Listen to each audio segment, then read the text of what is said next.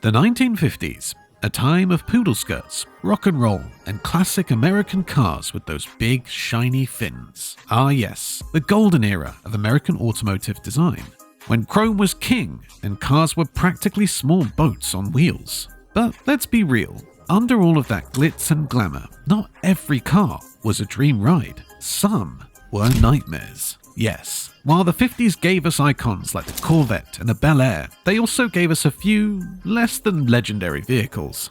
Whether they were weird looking, poorly built, or just plain useless, these cars have gone down in history for all of the wrong reasons. So, without further ado, let's fire up our engines and look at 12 of the worst cars America put out in the fabulous 50s. 1958 Edsel Corsair. Ah, the Edsel. The name alone conjures images of awkward design and financial disaster.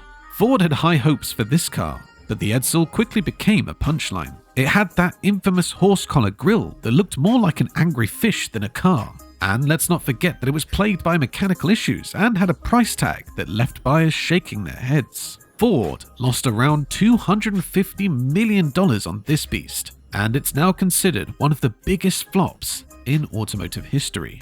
1955 Chevrolet 150. Chevy's attempt at a budget car. The 150 was cheap, alright, but it was so bare bones that it seemed like Chevy forgot to add anything interesting. It came with almost no chrome, no fancy styling, and hardly any options. This was a car for folks who wanted to drive but didn't particularly care if anyone saw them doing it. And let's be honest, even in the 50s, a little flash went a long way. 1957 Dodge Royal Lancer D500. The Royal Lancer looked good on paper, a flashy name, fancy fins, and a respectable V8. But this car suffered from serious quality control issues. People complained about engine trouble, shaky suspension, and rattling body panels. It might have looked like a premium car, but it drove like something that had been cobbled together over the weekend. 1951 Crosley Super. This car was like the 50s version of the go-kart. The Crosley Super was tiny, underpowered, and kind of embarrassing. It came with a little 44 cubic inch engine, which made a whopping 26 horsepower. That's right, folks, 26. It had all the power of an enthusiastic leaf blower. Driving one was less like being in a car and more like being in a toy. 1950 Nash Airflight. The Nash Airflight was innovative, sure, but it was also awkward. It had these curvy bathtub lines that were supposed to make it aerodynamic, but mostly made it look like a rolling egg. And speaking of rolling, the Airflight was infamous for its high center of gravity, making it feel like it might tip over if you looked at it wrong. Maybe if you needed a family car that doubled as a spaceship, it would work, but for most people, it was just a strange hunk of metal. Before we get to number 5 on the list, I'd like to ask you for a small favor. If you're enjoying this content so far, please take a second to like this video and subscribe to the channel. Over 98% of you watch these videos without subscribing. Imagine what we could accomplish if everyone subscribed. It costs you nothing, but it makes a huge difference to us. Thanks to all of you who do. 1953 Kaiser Dragon. If you're thinking Kaiser Dragon sounds like a cool car, think again. The 1953 Kaiser Dragon had a velvet pattern interior with gold trim and a vinyl roof that Kaiser called Bamboo. Yes, it was as gaudy as it sounds. The Dragon was supposed to be luxurious, but it ended up looking more like Liberace's sofa on wheels. Few people were ready to pay extra for a car that looked like it belonged in a fancy 50s living room. 1958 Packard Hawk. Packard was struggling by the late 50s, and their desperation showed in the Packard Hawk. They took a Studebaker Golden Hawk, slapped a Packard badge on it, and tried to call it a luxury car. With its strange front end and tacked-on fins, it was a bit of a Frankenstein's monster. And the price? Way too high. People saw right through it, and the Packard Hawk flopped, bringing Packard one step closer to bankruptcy. 1959 Ford Anglia 100E. The Ford Anglia 100E wasn't just underwhelming, it was downright dull. This was Ford's attempt at a smaller car, but it looked like a toaster and performed about as well. It had only 36 horsepower, and its top speed was somewhere between grandma in a golf cart and mild jog. If you wanted to get somewhere, you'd have better luck hitching a ride on a bicycle. 1957 Hudson Hornet Hollywood.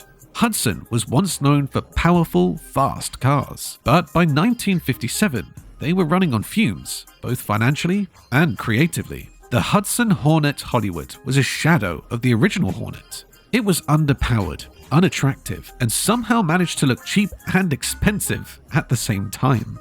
It was like that sad sequel to a great movie that nobody asked for and everyone tries to forget. 1950 Plymouth Suburban.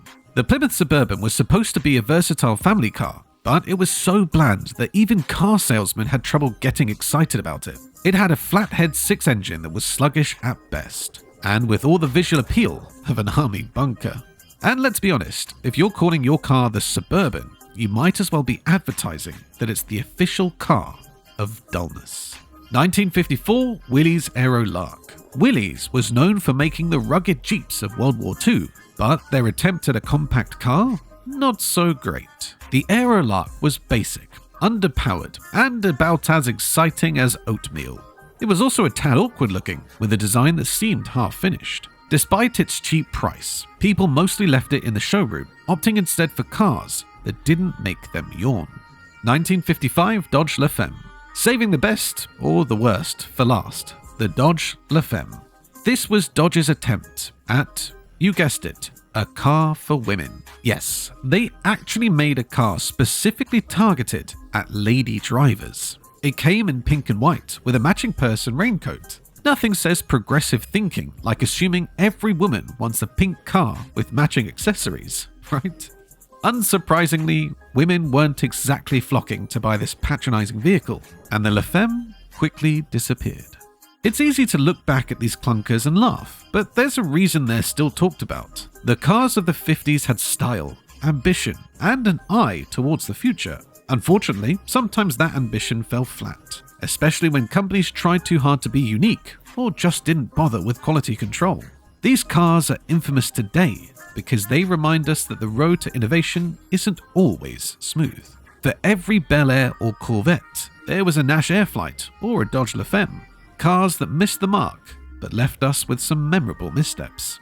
Even though these cars were flops, they've earned a strange kind of respect among collectors and car lovers. They're quirky, they're weird, and they're a reminder that not every classic is a masterpiece. People still hunt down the Edsels and Kaisers because, hey, there's something oddly charming about a car with a face only a mother could love. The 50s had its share of car heroes, but it also had some absolute stinkers. And while these duds may have gotten laughed out of the dealership, they've left an unforgettable mark on automotive history. So next time you see a Packard Hawk or a Crosley Super, give it a nod. It may not be pretty, but it's a survivor from an era when even the worst cars had character. Thanks for watching.